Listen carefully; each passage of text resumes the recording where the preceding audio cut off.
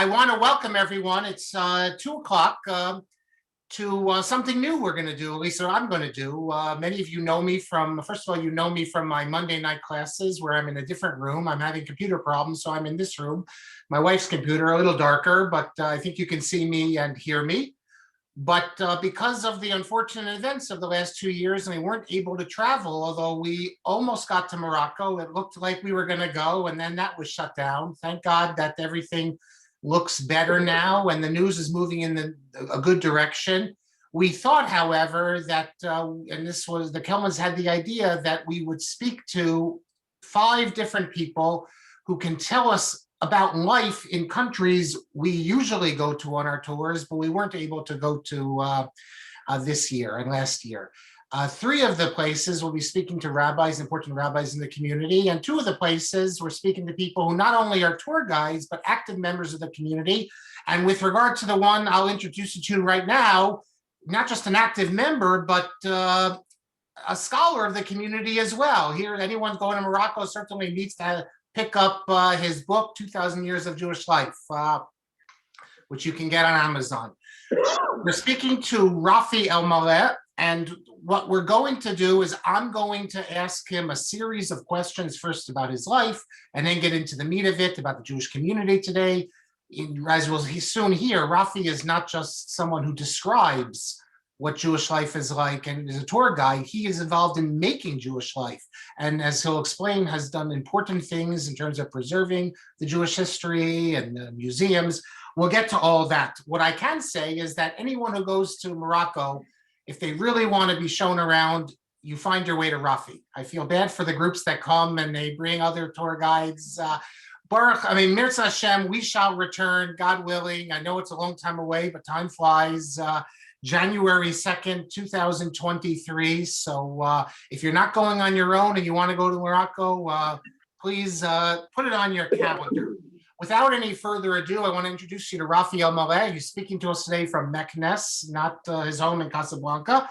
And I first want to ask Rafi, before we get into the meat of what we're going to speak about, if he could just tell us, Rafi, about your background, how you grew up, where you went to school, and in terms of including your yeshiva training, and what led you to devote your life to Moroccan Jewish history and the community. Well, hi everybody. My name is Raphael David Elmaleh. I was born here in Casablanca. I am, first of all, I have 10 brothers and 1 sister. All of them, they are, most of them are in Israel. My sister lives in England. And now I live here in Morocco for nearly about 32 years. But I born and I grown up here in Morocco until age of 9. And I had to leave Morocco when I was age of 9 because I had a very bad experience of coming out from my Jewish school. And, I forgot my kippah on my head. And somebody came, grabbed it from my head, put it on the floor and stepped on it.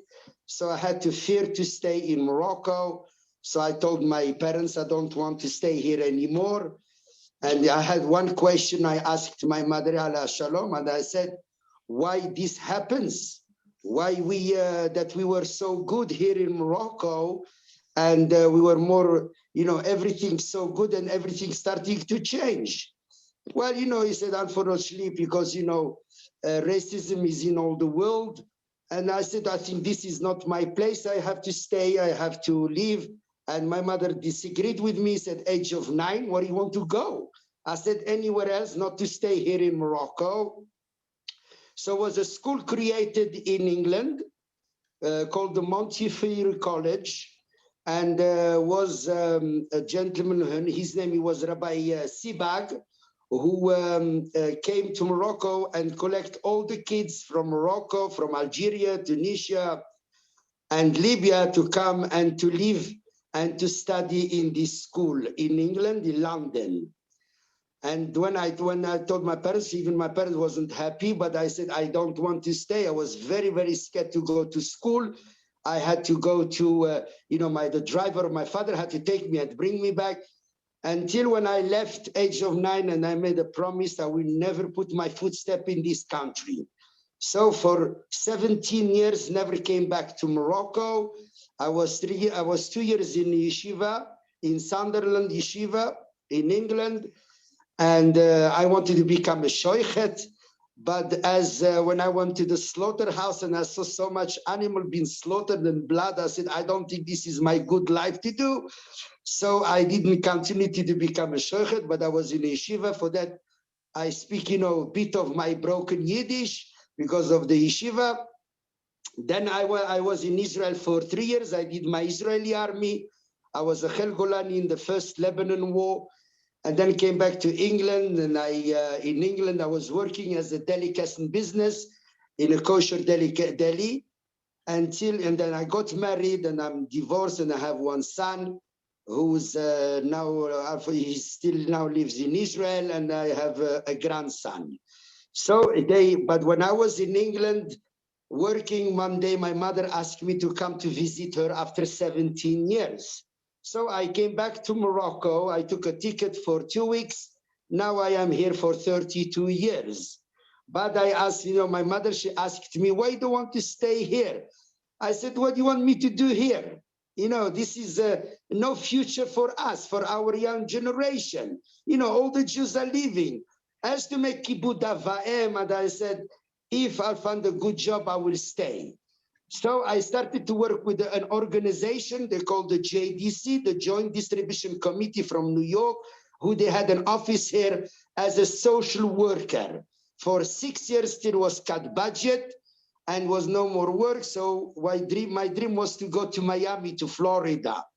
But, and we could change. So my mother gave me an expression, and she said, when God closes a gate, opens another gate. So my love and passion is to do the research. Why the Jews, they came to Morocco and for what they came. So my father, alav shalom, told me, if you like this kind of work, the research, I'm going to buy you a small 4-wheel drive and give you some money in your account and do your own research. So I left Casablanca nearly for like 8 years doing my research and the love that I want to do for, to know about the Jewish community and the life of the Jews here in Morocco.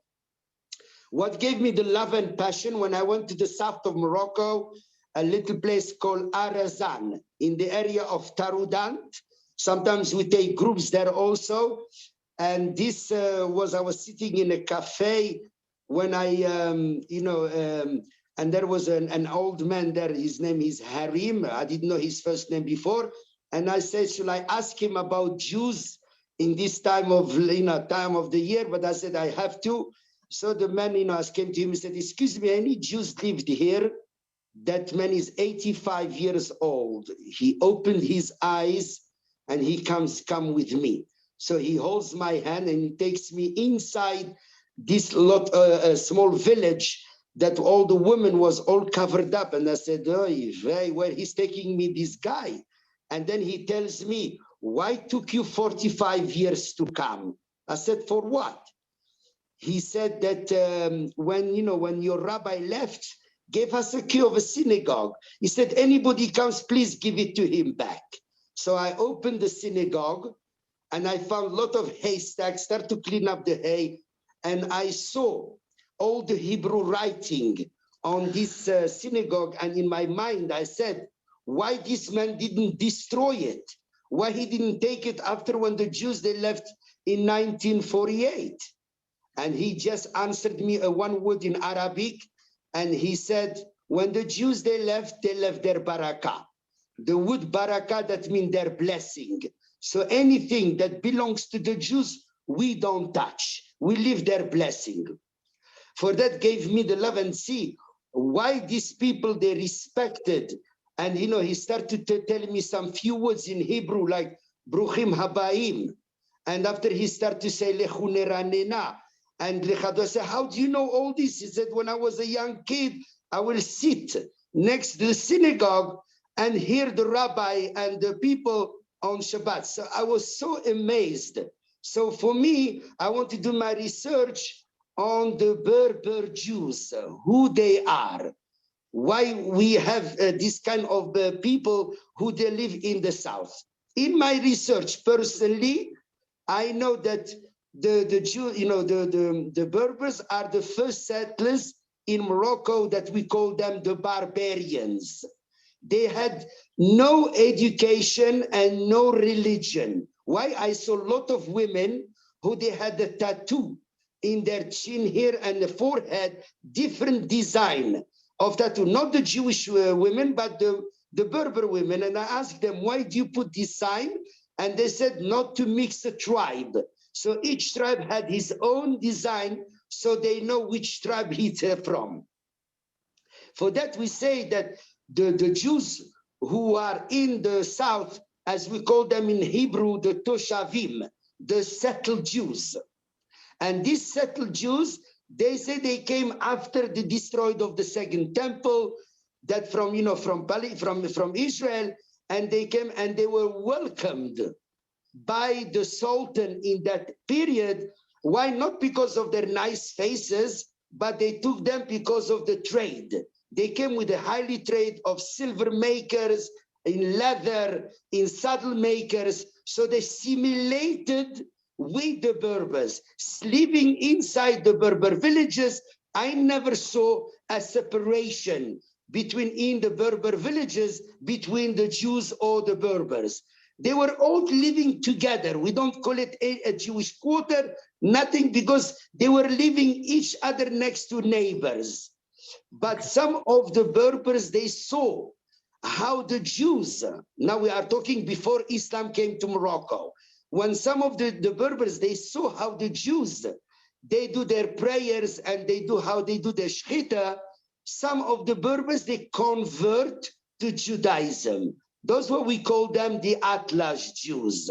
And those are the first settlers who they went to Israel after the state of Israel existed. We will talk that about afterwards. Okay. Now, if we come to the north of Morocco, as we call them the Megurashim, the exiled Jews from 1492 by Elizabeth the Catholic, they came to the north of Morocco, coming from Tetouan until Fez. And these people, they came with a highly education that from Spain, and they called us that we are the north, the south Jews, that me normally I am from the Atlas Mountain, that I made my tree of my family of 700 years old, that they came and they had highly different education. So they called us forasteros. In Spanish, forasteros are foreigners. So that means the education of the North Jews, they were much open-minded than the Jews who lived in the Berber villages, where they only studied the Torah before the Alliance Israelite came and started to make a little education from the other people. Okay, Rafi, before I just give you, we could listen to you. Anyone come to you, listen to Rafi all the time on the bus. And by the way, at the end, in about 45 minutes, please write questions in the chat and I'll read it to him. But Rafi, we all know that, or most people know that there was hundreds of thousands of Jews, over 200,000 in the late 40s. Today, please tell the people what the Jewish community in Morocco is like, in which cities do you find Jews, and what populations are there, and in which cities can you find any rabbis, religious leadership? Well, if we talked how many Jews there were 350,000 Jews. Today, yes. No, now we are about 2,300 Jews left.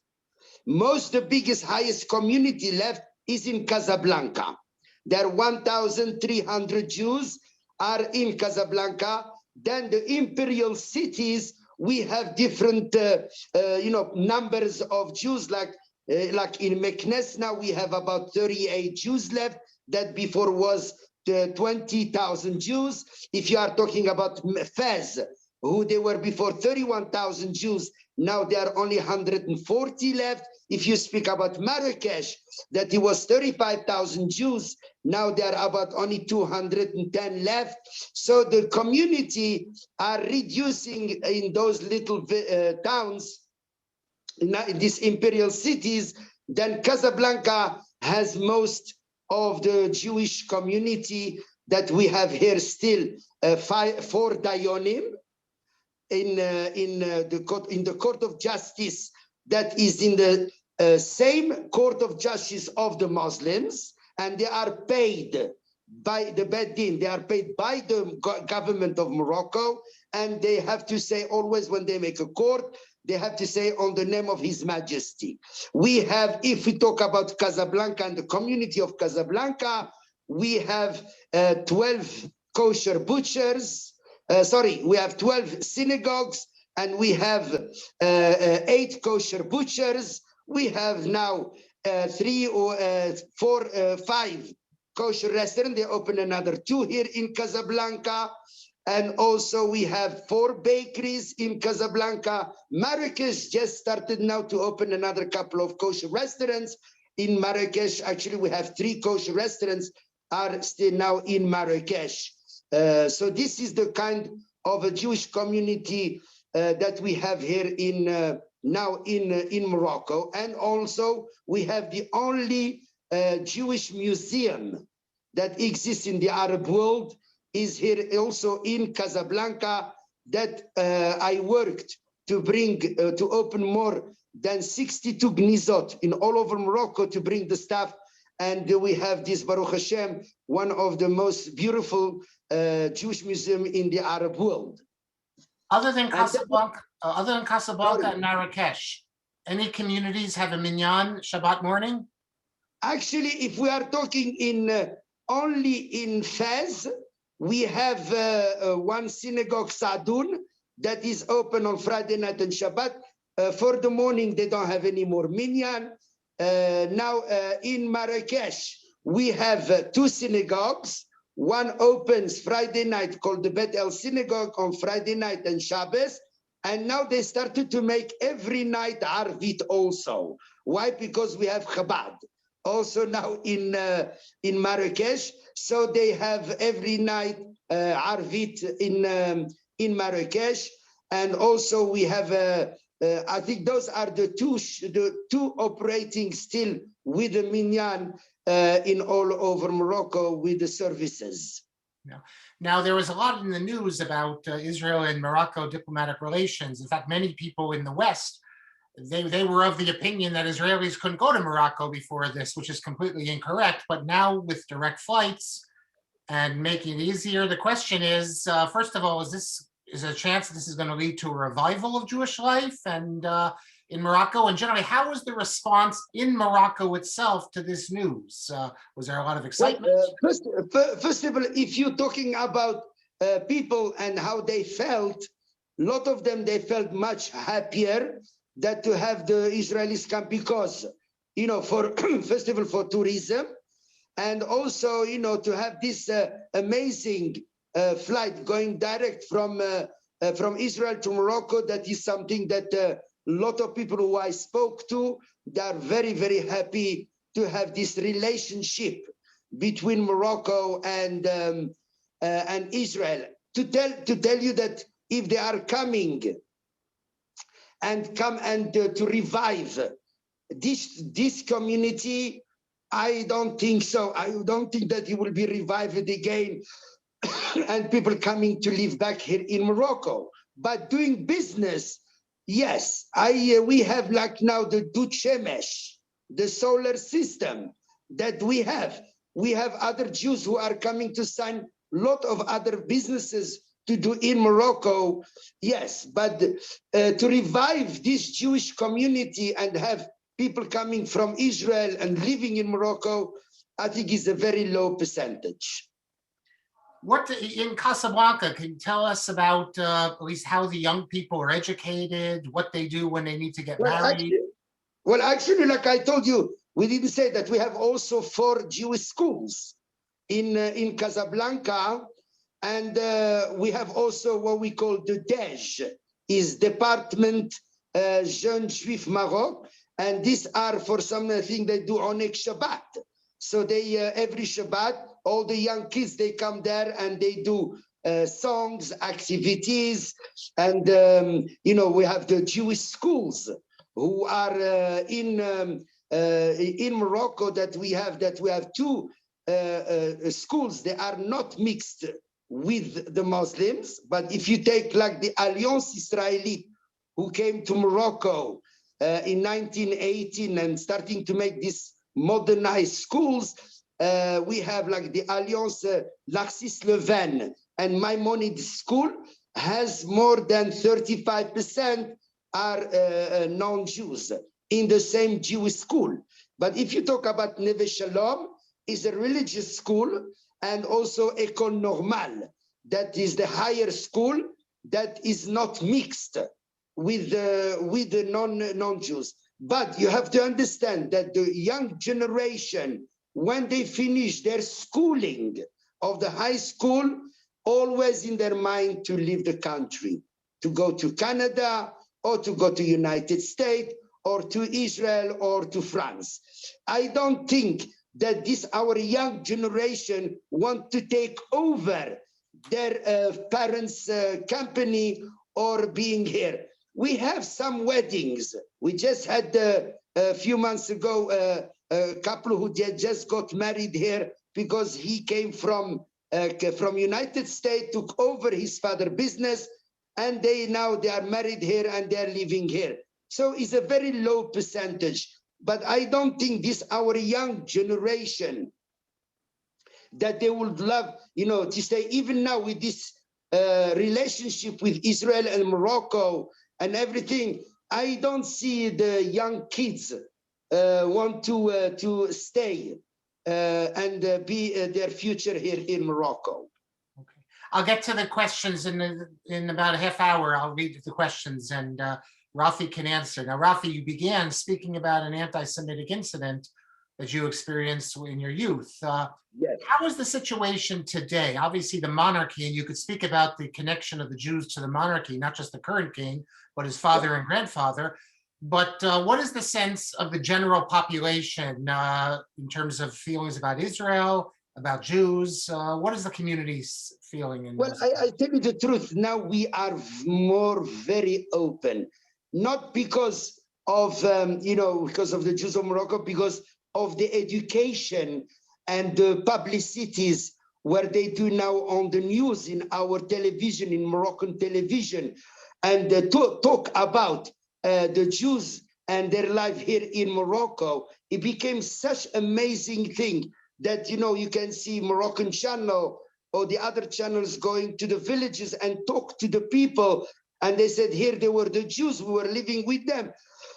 Starting this education, it is very open. Everybody knows us, we are Jewish. You may even walk on Shabbat, coming out from shul, and you'll see the people sitting in the cafe, they will tell you Shabbat Shalom, and they will know that now even you wear a kippah. It's very normal. For me before, I will be scared.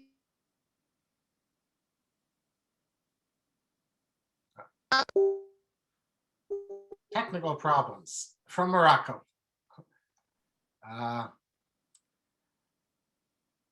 Well, Rafi, you broke up a little here. We'll get him back. I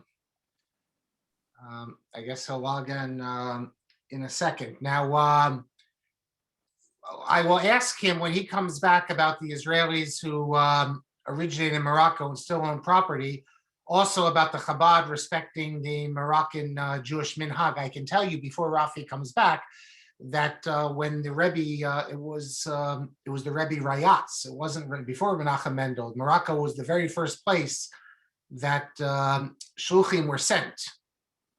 So Rafi's going to come back on. Morocco was the very first place that shluchim were sent, and the Rebbe gave instructions. It's the Rebbe Rayatz, and it continued through Rebbe Menachem Mendel, that not to turn them into Lubavitcher Ashkenazi. That is to respect the minhagim, which isn't the case, by the way, in many other places in the world.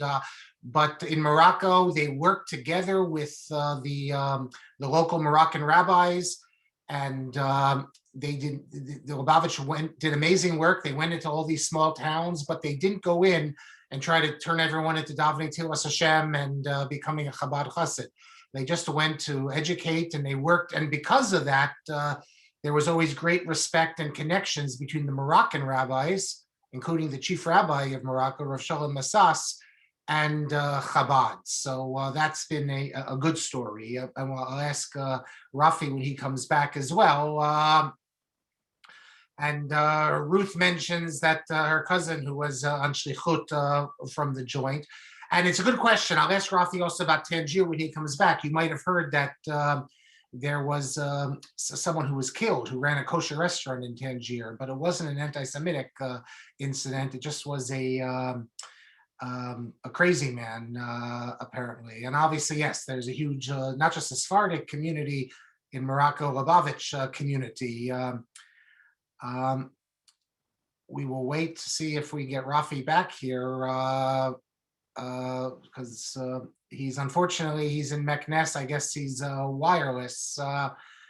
You go, Anna, you go many places and you have the Sephardic people who are attached to Lubavitch, but that's not the same as going into the community and changing their practices and everything. And they did not do that in Morocco. Hello.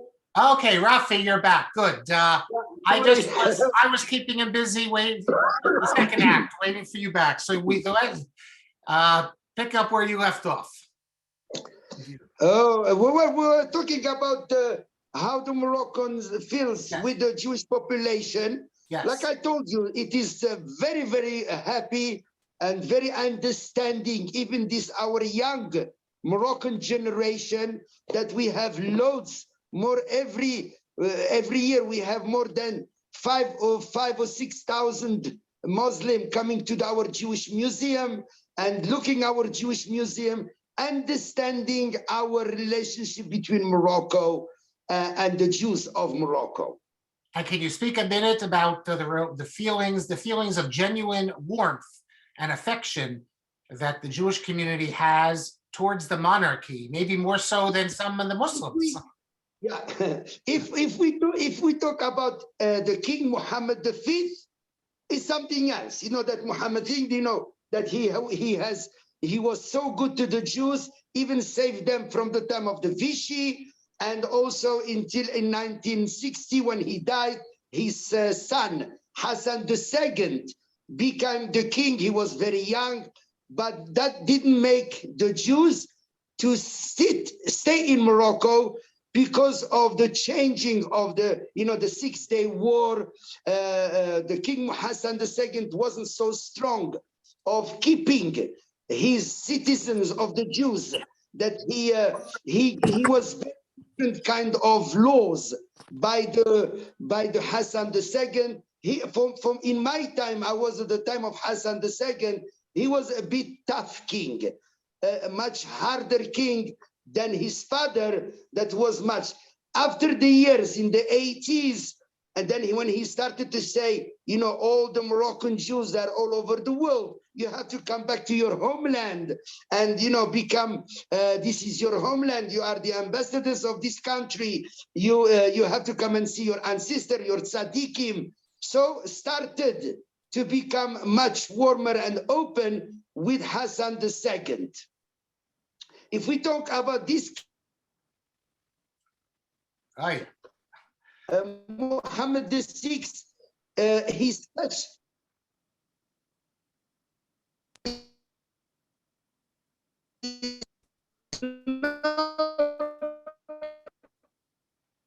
We're going to have to make sure everyone is not wireless for the next people we interview. Which is strange. I think it's maybe because so many people on, because we were on with Rafi before, it wasn't an issue. I want to ask him when he comes back if he doesn't tell us about the king, the current king. You probably saw in the news a few weeks ago that they are going to be fixing up a whole series. They mentioned like over 100 Jewish sites in Morocco. I gather that they're expecting a massive influx of Jewish tourists, and there's a lot to see and a lot to do there. We will hope that, yes, so Shmuel, the question is, you asked what caused the change between the time Rafi was growing up and today. He did mention that the education and especially as Morocco wanted Jewish money, tourist dollars, they began to portray, they began to move away from the harsh rhetoric. If you go to Morocco today and look in the main paper, it has the 3 dates. It has the Muslim date, it has the Christian date, 2022, and it also has the Jewish date. It's amazing. The country of Morocco, with a little over 2,000 Jews, in the major government daily newspaper, every day will have the Jewish date, and it's designed to show that the Moroccans are part of Jewish history. The Jews are part of Moroccan history, and they're part of the community. We will see now, and as Raymond points out, that everyone around him was Jewish, his tailor, his doctor. Not only that, I know someone who came on one of our trips, the current king has a Jewish doctor as well, that he would fly in to see him. I'm going to wait here. I don't want to end it before we have time for a couple more questions, but unfortunately, we will see. We're having problems now. Hello, I am back. Okay, we're back. Okay, I'm so sorry. I don't know what happens that it cuts off. Yeah. Now, we all read, I just was telling the people in the news a few weeks ago that the current king is fixing up. Well, what is he doing? He's fixing up old sites. Explain this to us. He also now asking us to restore all the old synagogues. And I am especially now on the 20th of February, I'm going to Rashidia to restore a synagogue that is more than 370 years old. That the president of the community, Mr. Sheriff Berdugo, asked me to go and see those 2 synagogues are there and to restore them.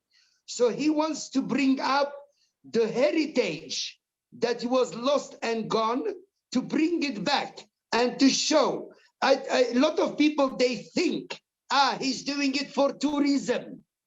But for me, I don't think we are happy. Our Jewish community is happy that is a monarchy, who is a king, that he is doing so much, that we are 0.5% of the population of Morocco, and he's talking about restoring all our heritage, that that we are also opening a museum, another Jewish museum in Tangier.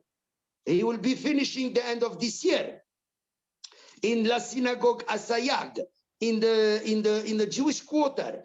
And this will also, he wanted, the Minister of Culture want us to restore this kind of heritage. You didn't mention Yes. Tangier before. Someone asked, when you went through the Jewish communities, you didn't mention Tangier. So is there still a community there? Well, yes, we have a community about, like, say, no more than 60 or 70 people. They have now a Jewish club that, well, he was under the supervision, but unfortunately, I don't know if you heard in the news. So now they are the Casablanca Beddin. They're going to re-put Hashkocha and the Mashgiach there, and he will be reopened again.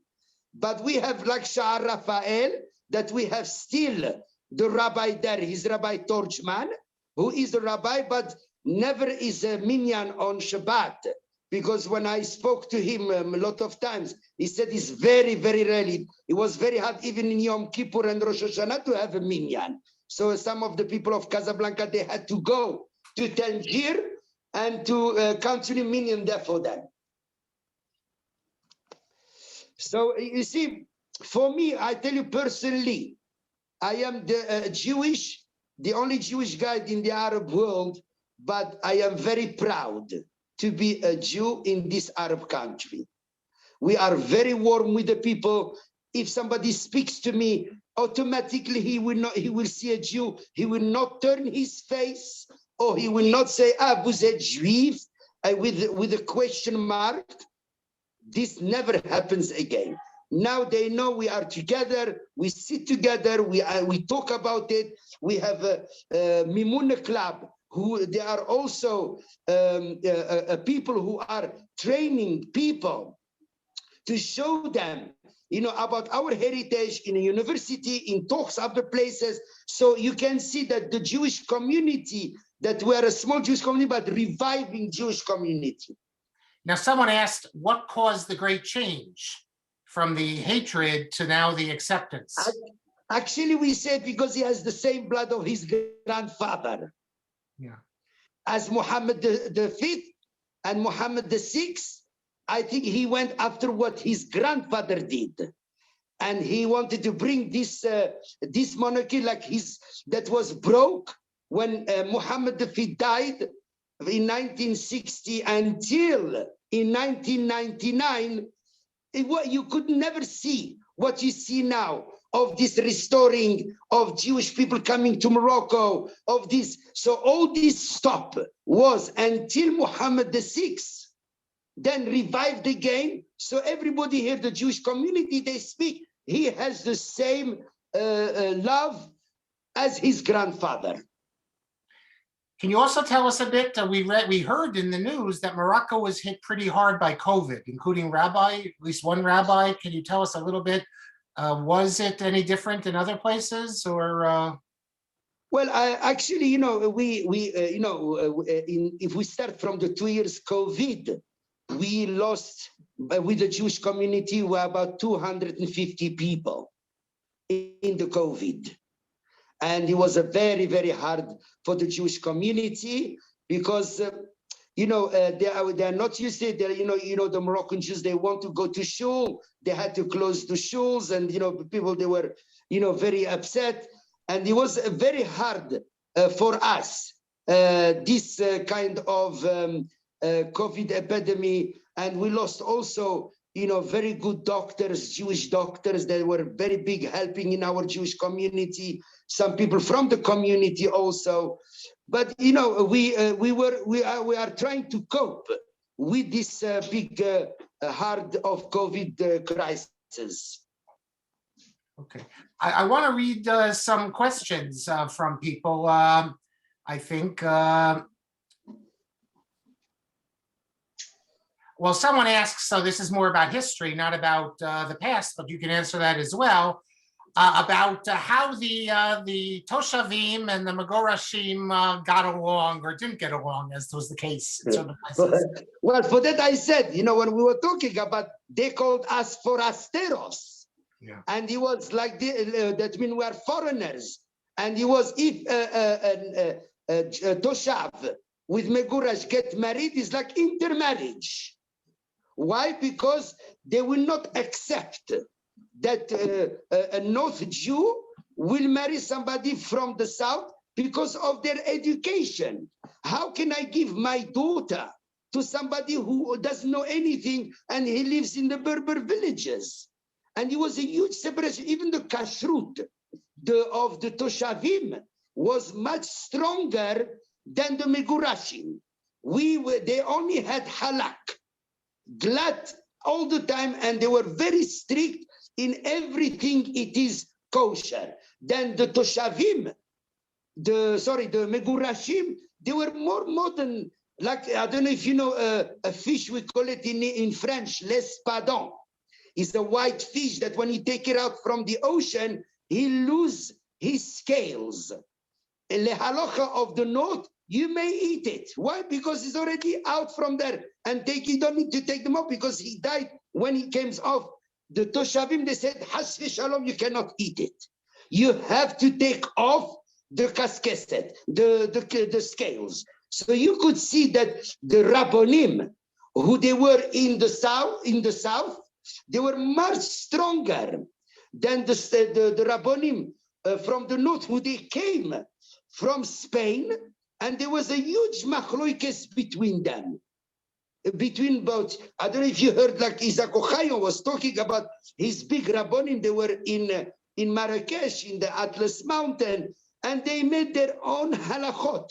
They made their own strict kosher that even they wanted to make a cherem on the Alliance Israelite not to come to Marrakesh. Why? Because they said the Alliance, you cannot go to school with your white, your jalabia. You have to wear European clothes. And the people there, they were so coming from the Atlas Mountain with their own gown. They said, no, we are like this, we stay like this. And they wanted to stop the Alliance Israeli to come to Marrakesh. So all the South never accepted the Alliance Israeli, only the North. And Tetouan was the first school where they started the Alliance. Yes, and if you come on the Morocco trip, we'll learn all about this. In fact, we'll speak on the bus a good deal about the great kashrus, because the people who came from Spain, as Rafi pointed out, even though they're Sephardim, they did not keep glatt kosher. And the Toshavim said, no, no, no. And it's split. By the way, you can also go on YouTube and you can see videos of Rafi, in particular, a very moving one outside of Morocco, speaking to the guardian, the shomer, of one of those Sadiqim's grave. And so there's a lot of interesting things. Now, also, yeah, Rabbi Mitchell Eckerson mentions about Tangier, and Raymond speaks about how the kings, even King Hassan, Jewish doctors, Jewish hairdresser, that he trusted them. I mean, there was an attempted overthrow, coup against the kings. Yes, yes. The Jews are not going to be involved with that. Yes. Well, yes, they tried to kill him twice. Yes. Could you, are there any, can you speak a bit also, in recent years, there's been movement, Rabbi Pinto, he's opened a kollel, a chance to maybe bring back a yeshiva gedola. Does that have anything to do with the Jewish community, or is that sort of outside or coming in? Well, first you have to finish the news. You know that the Ishaya Pinto left Morocco. Okay, he's no more still there. And also his yeshiva will be closed the end of this month. Why? Because it was a huge problem about our Jewish community and our Beit Din with Ishaya Pinto, that he wanted to make his own halachot and his own kashrut. That we are here for thousands of years. We had our rabbonim, and they made their halachot, how is our kashrut. He started to make a lot of letters that, you know, our meat is not kosher at all. But, you know, that's what made upset the Jewish community of Morocco. And for that, our president, Serge Berdugo, told him, you have to leave this country. So he just left, I think, 2 weeks ago from Morocco. And the yeshiva was nothing doing with our Jewish community, because they had it in the Bet El synagogue that you saw in Casablanca. And we have our own kollel that is down the block, that it is there who they come, the avrichim, who they, well, we don't have avrichim that they stay all day, the balebus, who they come after mincha mariv and stay, and they have study as a kollel, and it is very separately from the yeshiva. So it was nothing doing a movement that the people here, they were happy having yeshiva here. I don't think that anybody was very happy with that. So they left them alone. Until now, I don't think they will stay anymore here in Morocco. We also have a comment about the yeshiva, and there was a yeshiva indeed in Tangier, and but the major movement was, as Rafi said, that you had yeshivas in France and England that took many of the young Moroccans, including Rafi, back to England and France to teach them Torah, including the school that's in the news now, the scandal that's going on in France with that Navardic school, the Beit Yosef school. Many children from Morocco came there. I have one more question for you, and then after that, I'll look if there's any more chat, which I didn't get to. You know, we look at what's going on in Morocco and we think it's great. And I'm wondering, though, forget Algeria, that's a difficult place, but Tunisia, which is even a more secular country than Morocco. I've been there a few times. Why not Tunisia? Is that the next place in North Africa? It's so similar, the two countries, the cultures. Well, you've been already in Tunisia, no? Yes, more than once, yes. Also me, I was there for, quite a lot of times. But first of all, you have to know that the Minister of Tourism is Jewish. The old minister, they fired him. No, in Tunisia. Yeah, they got rid of him. Oh, yeah, he's not there anymore. Still there. Yeah, they got rid of him last year. They got rid of him? Yeah, yes, I knew him, yeah. Well, I don't think when you have this government in Tunisia, that Tunisia will become like Morocco of welcoming, the Jews to come for the big pilgrimage of La Riba or this. I don't think the people, they are very warm and secure when you have this movement in Algeria, in Tunisia, even that the people there, they said, no, I spoke with some of those people in Algeria only a few weeks ago, because I had some people, they want to go there, and he said, they don't have to come now. It is not the time to bring any tourist to Tunisia. So I hope, that will change, like Morocco is changing in a very good way, that also Tunisia will be the same, because we have still a Jewish community who is a very interesting Jewish community that I love to take people to see the Tunisia and Jerba. But I cannot tell you, I will not compare, Morocco to Tunisia, and the friendship that with Morocco that we have with our Moroccans, Moroccan friends, than Tunisian being there. I cannot tell you anything about that. Well, and as someone points out, with the decline of Arab nationalism, that helps explain also some of these things that could be possible, including in the Gulf. Now, all these new restaurants and everything, it's certainly, they're beckoning all the tourists, certainly in a place like Marrakesh. I think one is even under the OU. We have also a hotel with a shul, with a restaurant. Everything is become fabulous. It's ironic that it opened up during COVID when we couldn't travel really, but now it's open, and all of us look forward not just to seeing you, but seeing the community. And maybe you're a little pessimistic, and maybe the young people will start remaining there. And you never know, if you could have a Jewish community that's strong and growing in Dubai, that Morocco, which has had so many great Torah scholars and so much important history, could make at least somewhat of a comeback. It's not going to go back to what it was in the 40s and the 50s, but at least, a much stronger community. And I don't see any final questions or comments in the chat. So other than Rosalind, who says she looks forward to visiting. Again, now Torah in Motion will be going there when you get Rafi all day, every day. You get me also, but Rafi's the main attraction. And you'll hear everything from him, from Moroccan Jewish history to the Satmar and what they have to do with Morocco. Believe it or not, come Sukkot time, they're going there. So we'll make it the final question. Rafi, we'll make it the final question. That became a very big thing of the Satmar coming to pilgrimage. Yes. I want the final question. Asher wants to know about Moroccan etrogim. And when you tell us about the Moroccan etrogim, you could tell us about the Satmar, who comes special for us. Yes. Well, if we're going to talk a few minutes quickly about the etrogim, we have the best etrogim here in Morocco. They are in a place in the south of Morocco called the town called Assats, that I do with the Hasidim every year. And the Satmar, they are Satmars, and they come there and we make a big bunch for them.